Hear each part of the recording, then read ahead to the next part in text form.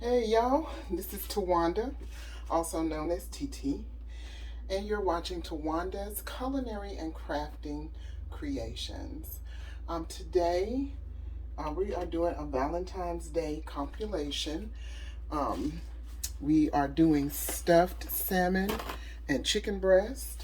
We're also doing some Brussels sprouts, and we'll be doing some mashed, well, some faux garlic mashed potatoes.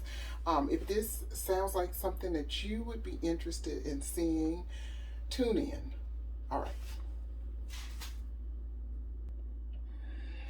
All right. So right now we're getting ready to make some Brussels sprouts.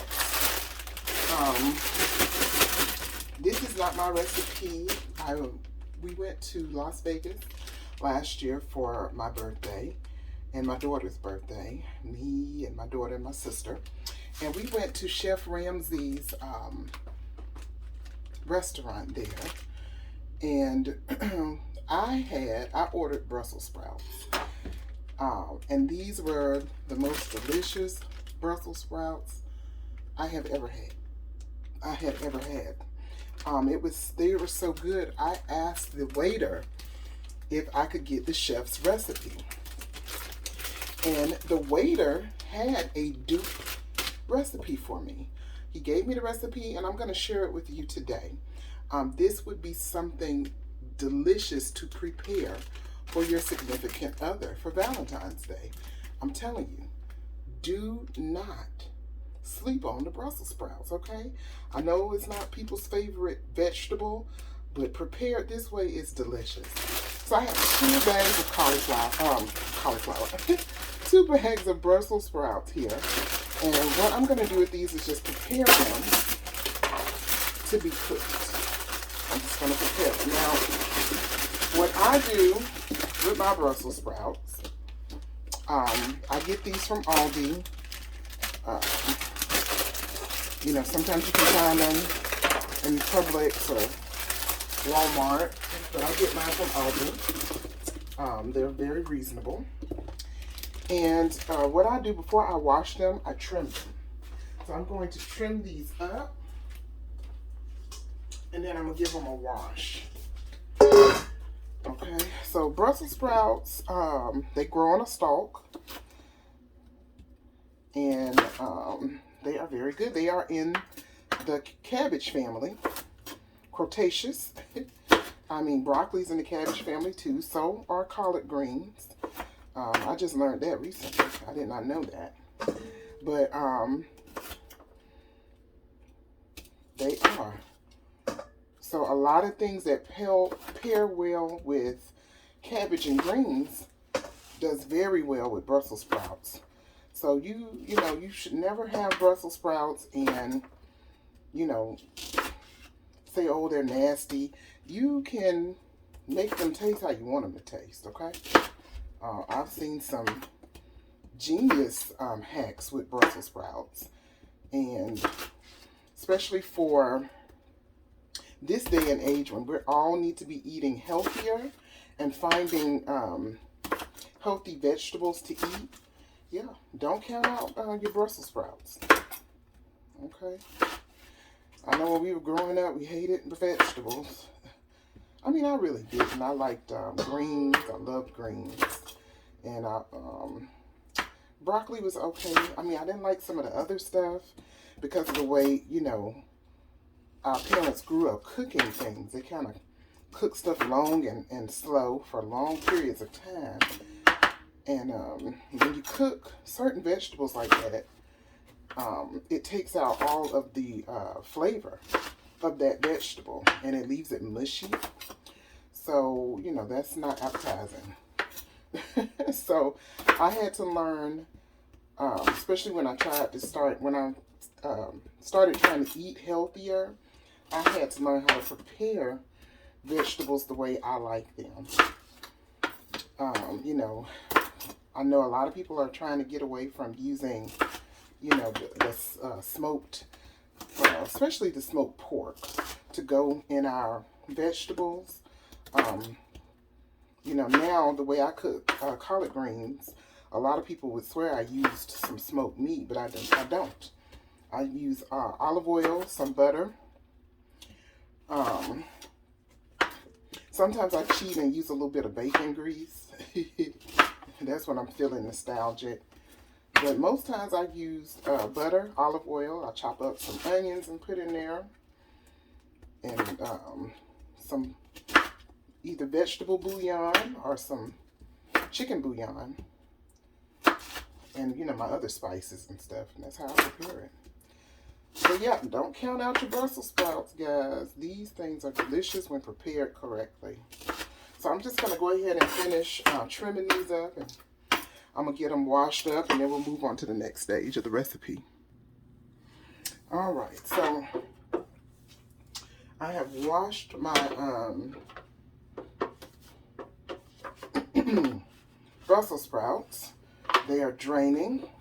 I put a little bacon grease in the bottom of my pan. Now, I use bacon grease. I'll tell you right now, you do not have to use bacon grease. You can stick strictly with your olive oil or your butter. It's personal preference. I do use a little bit of bacon grease for flavoring in some of my foods, and in this one, I am doing that. Also, just letting you know, this recipe does call for about 10 strips of bacon. So, again, I'm not going to be frying up any bacon today. I do have some bacon that I got cooked at the store, and it's pre-chopped as well. So that saves me a little bit of time with preparation, and I love that. So I'm going to be using that today. So what we're going to do, once that grease melts up a little bit in our pan, we're going to roast these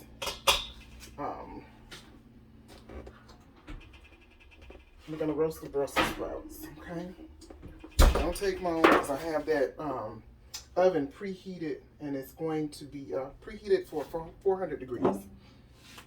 So I'm just going to put a little bit of olive oil in here too. And we're going to take our drained Brussels sprouts and put them in the pan. Now you may want to use a bigger pan. Today I do not have a big pan. This is it. I got this pan from the Dollar Tree. So I am good to go. So they're nicely washed. Now we're going to season them. Now,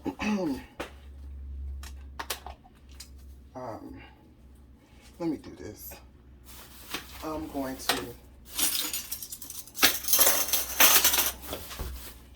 show you guys something.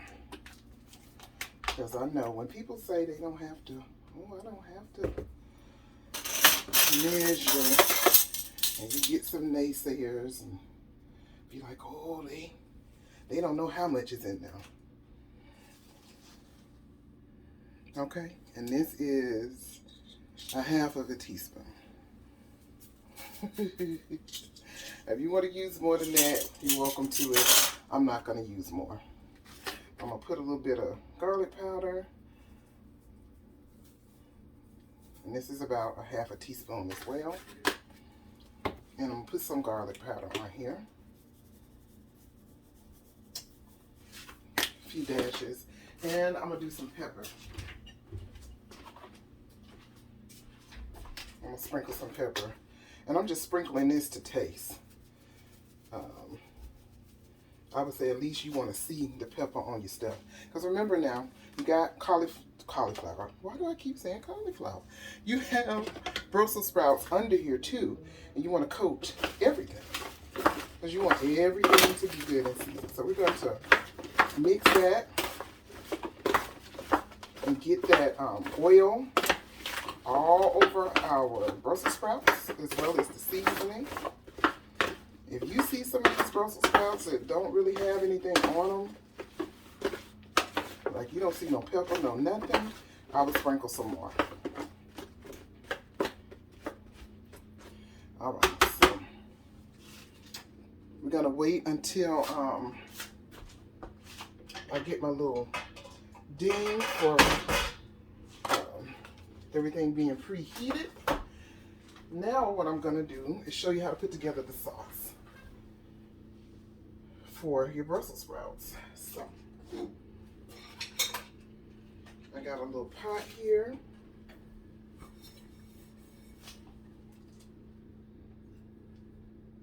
I call this my honey pot because it's cute and little. All right, so for your sauce, we're going to talk about this for a minute, but you can use some sweet and sour sauce. I got this in the ethnic aisle in Publix, down by the Asian foods. Okay, so that's sweet and sour sauce. Then we're going to use some pepper jelly. Pepper jelly. Now this is in the jelly aisle in Publix, where the grape jelly and all that is. This is in the same area. And it is pepper jelly. It is hot and it is sweet. Okay, now I am going to use something that I have on hand, and you probably won't have it because this is homemade. This is bacon jam. Bacon jam. My daughter made this for me, and it is bacon jam. Made with bacon and caramelized onions. And I'm going to put some of this in here. So I'm going to do a combination of the three. But the original recipe calls for the sweet and sour jam and the pepper jam. Now you might be able to find bacon jam. I have seen it in some grocery stores. And then some specialty stores, or you know, you could go to Ross or Burlington or TJ Maxx. They might have some in the little specialty food aisles that they have. So you might be able to locate it. If I can, I will get my daughter to come on and do her recipe for bacon jam, or she can show me how to do it and I can do it for you. But this is my daughter's recipe. I'm going to use some of that. So in our pot, I'm going to bring you over. In our pot here, we're going to put our ingredients. Okay. Let's see. I think that's is that a good view? I might need to come up a little bit. Yep. You know, I don't have no production. I'm my own production, y'all. So bear with me for a minute. All right, so I'm going to use about half of this jar of the sweet and sour. I actually use more than half, a little over half. Then I'm going to use a few tablespoons of this pepper jam. If I can find a spoon. I use this. So about a good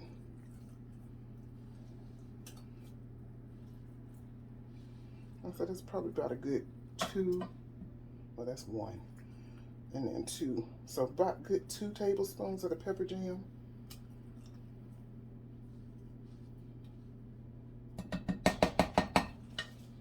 Probably need to cut on the eye, don't we?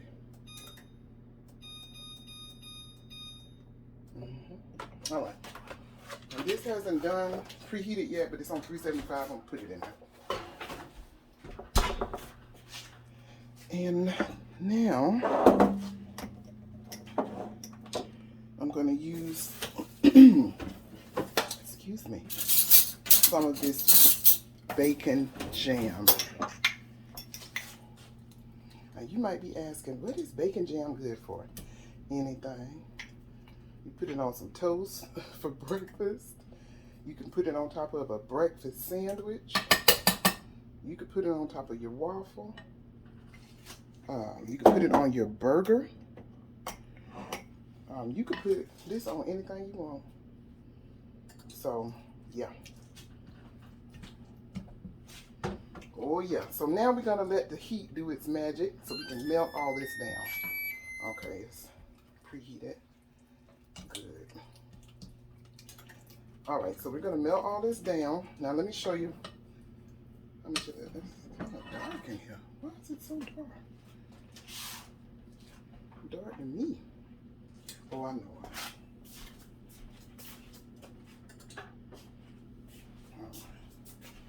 So, you'll have about that much in the bottom of your pot.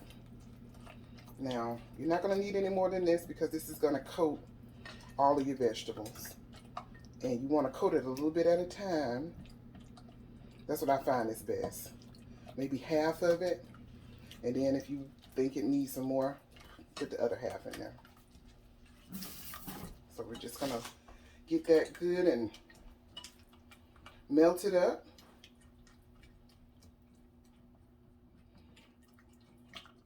Which won't take long, and then we're waiting on our Brussels sprouts to go ahead and roast. They're going to roast in here between 10 and 15 minutes. And I say between 10 and 15 minutes because you're going to put the Brussels sprouts back in the oven after you put your sauce and incorporate that and the bacon with it. And you don't want your Brussels sprouts to be mushy. So you don't want to roast them for a long period, but you want to roast them so that they have that nice roasted flavor. Okay, so we're going to let that do its work, and then we're going to come back and incorporate the sauce and the Brussels sprouts. All right, so the Brussels sprouts have been roasting for about 10 minutes now. And I am going to take a look and see. Oh yeah, they're good. Like I say, you don't want to roast them for long. You do not want mushy sprouts. Okay, they're good and they're still firm, and that is wonderful. They smell good with just what I put on them. Okay. Trying to make sure you can see. It's hot, hot, hot.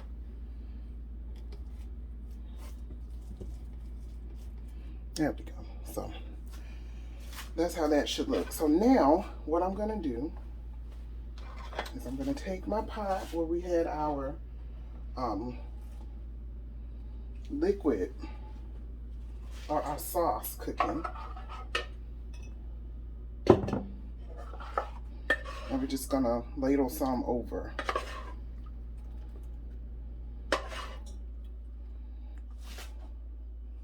And we're gonna mix. Be careful because your pan is hot. It's gonna be hot. Okay? Now for me, this isn't enough because see, it's not really coating everything. So I'm gonna go ahead and put the rest in here. It's not too much more. Put the rest in there.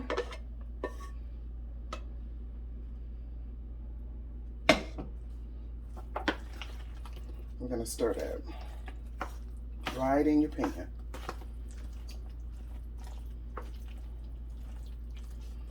All right. Yes, yes, yes.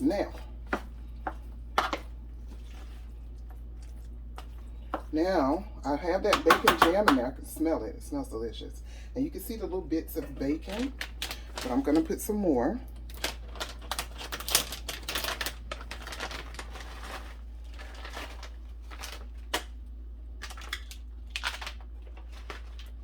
I'm making a mess. Child, I'm always making a mess in the kitchen. I'm forever cleaning the kitchen up, okay? It gets tedious, y'all. So there we go. Now, you know what I just realized? I just got to making the recipe. I didn't ask y'all how y'all was doing or nothing. I just started cooking. How y'all doing? How are y'all today? How was work? Work for me was, you know, the same. The same. You know, it's you're making $1, and you know, fortunately, I'm making money helping people, so that's a plus. You can't go wrong with that. And it's still kind of chilly, y'all. For Florida, I'm telling y'all. I'm like, what is happening? Where did the sun go? And yesterday it was rainy. I was like, Lord, everybody catching colds and stuff because this weather keep going up and down. And if you cough, people think you got COVID. Oh, it's too funny. All right, so we have that mixed and incorporated. We don't have to add any other seasoning because this salt is seasoning enough. This sauce, rather, is seasoning enough. And we're going to put this back into the oven and we're going to let it cook for about 10 minutes. And then I'm going to come back and show you the results and give you my culinary tip of the day.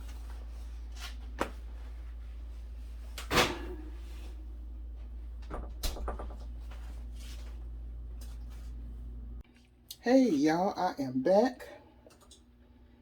I do have the Brussels sprouts that I have taken out of the oven. They are gorgeous. That sauce looks amazing.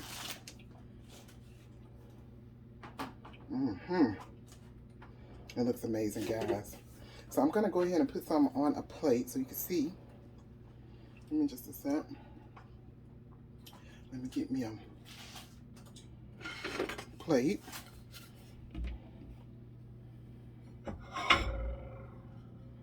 And we will put some on here. Just, I'm not going to put a lot, just a little. Because I'm not really supposed to be eating anything now, but just put a few on there because I want to show you how the cauliflower looks. See that? And it is nice and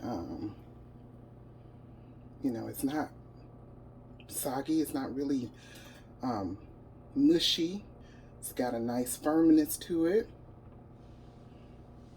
Retained its color. So let's give it a taste. Blowing it because it's hot.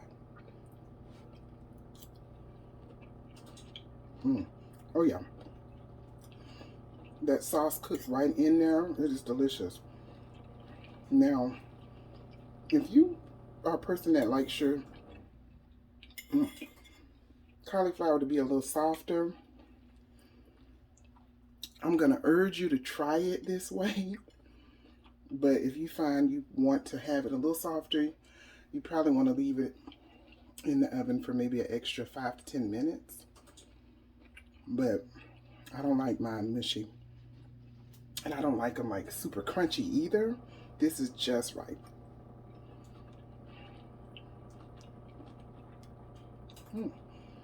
Guys, that is delicious.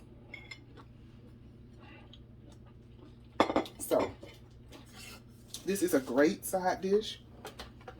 Valentine's Day is coming up. If you want to do something special for your significant other, your husband or wife or boyfriend or girlfriend, you can cook them this beautiful dinner. Our compilation started out with the stuffed salmon and chicken breast. Pair it with the Brussels sprouts, and I do also have another video coming up that is going to show you how to make a beautiful mashed faux potato using cauliflower. Excuse me. So that would be a beautiful dinner. And then I might even do a bonus of making a cake for you guys. So that'll be a one-time, no, I won't say a one-time thing, but I'll throw that in there for you. Those of you who aren't really, you know, doing a keto lifestyle or trying to watch your waist, I'll throw that cake in there. And of course, that's going to be going to my parents, okay? But just wanted to tell you too, before I leave, my culinary tip for the day is clean as you go. I mean, it sounds obvious, but some people struggle with that. I know I used to. I didn't like to clean as I went. I kind of cooked everything and then waited to the end to go in and clean up, and my kitchen would be a disaster. And then I would look at it, you know how you look at your kitchen and it's just all disarray, like every pan in the kitchen has been dirtied or used, and you got to go in and clean up all these dishes. It can be overwhelming. So I find what I do as I cook, I clean. Usually I have a, just a regular old grocery bag, and I put it over my drawer, the end of the drawer, and I close the drawer up, and I open the grocery bag, and that's where I put all of my vegetable peelings and any waste that I have, so I don't have to keep running to the garbage can to do that. I can just put it right in that bag, and when I'm finished with everything, I tie it up and then throw it in the garbage. I remember watching Rachel Ray. I know I'm dating myself. But Rachel Ray used to have what she called a garbage bowl. And when she would peel vegetables or chop up stuff, and anything that was considered garbage, she would put in that bowl, and then she would empty that bowl out into the garbage. I think that's genius. I do that sometimes too. Sometimes I have a huge bowl and I put it on the counter, kind of on the end of the counter. And as I chop things up, because I use a lot of fresh vegetables right now in my cooking. And so as I chop and peel stuff, I throw it in the bowl. And that way I don't have to run to the garbage can every time I peel to clean off my counter. That's another thing. Also, it makes sense with your pans and stuff, because, you know, I know we all have nonstick pans and everything. But I don't care how nonstick your pan is. If you don't clean it right away, it's going to be a disaster when you finally go to clean it, because it might be nonstick, but it's going to stick because the food has stuck. It's gotten hard. Now you're going to have to peel it off or whatever. Put it in your dish detergent water to get it soft. Scrub it. But most pans, if they're hot and you clean them right away, that stuff comes right off. So that is my culinary tip for today. I hope you can use that. I know people struggle with that. I know, you know, some people offhand, I won't call no names, but like I said, I was one that struggled with it too. I'm not going to lie. I was. But as you get older, you realize you have to work smarter, not harder. Especially when you're cooking for a large number of people. It can be, yeah, it can be a lot. So this is the Brussels sprouts. And I hope that you try the recipe. Try it. Leave me a comment. Let me know if you liked it. If you like the videos that I'm putting out, subscribe. Hit like, share. If you have anything that you want me to cook, comment and let me know. I will put it on the list. Thank you guys for watching. Y'all have a good night and a good day tomorrow.